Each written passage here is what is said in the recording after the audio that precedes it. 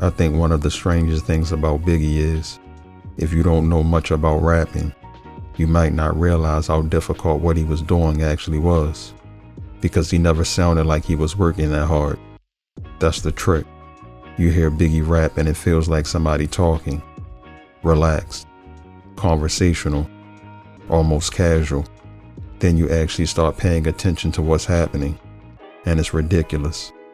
Words rhyming inside the line, rhymes continuing across bars, syllables landing in places you don't expect, his flow speeding up, slowing down, moving around the drums, sometimes sitting directly in the pocket, sometimes dragging behind it, sometimes jumping ahead, and somehow you never hear the machinery. You just hear Biggie. I think that's one of the highest forms of mastery. When somebody becomes so good at something, they make you forget that it's difficult. Michael Jordan didn't look like he was calculating where his feet needed to be. Prince didn't look like he was thinking about what his hands were doing. Marvin Gaye could stack voices and ideas on top of each other, and somehow the song still felt effortless. The work disappears inside the result. Biggie had that, and hip-hop makes it especially interesting because rhythm is everything.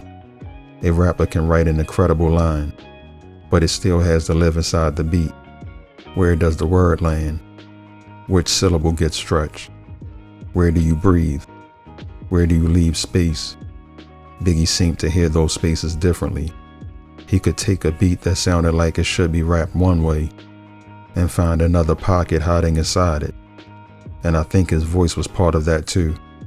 People talk about great voices in hip-hop like it's just about having a recognizable sound, but Biggie used his voice like it was another instrument.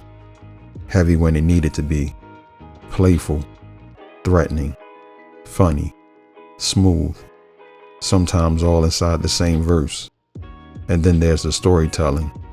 That might be where the illusion becomes complete, because when Biggie tells a story, you're usually not sitting there admiring the rhyme scheme. You're watching the scene.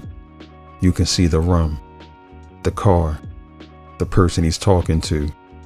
You're waiting to find out what happens next.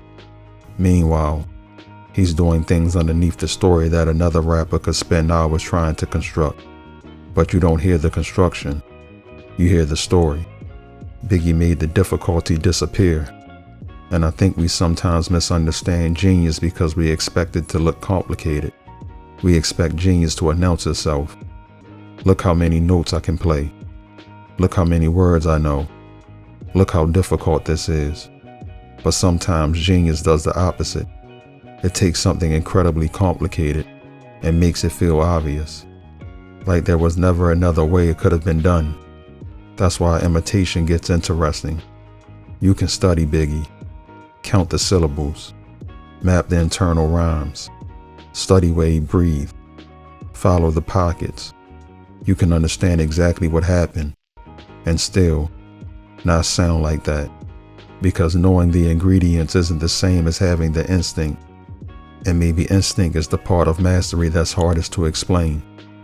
Biggie seemed to hear language rhythmically before it ever reached the microphone. He could make words bend around drums without making the listener feel like they were being bent. That's rare, and I think that's why 30 years later, he can still sound strangely modern.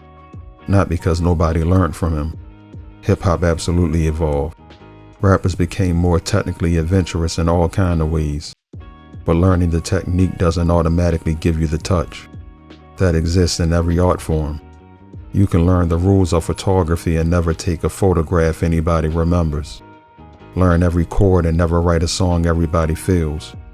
Buy beautiful clothes and never develop style. Technique can be taught.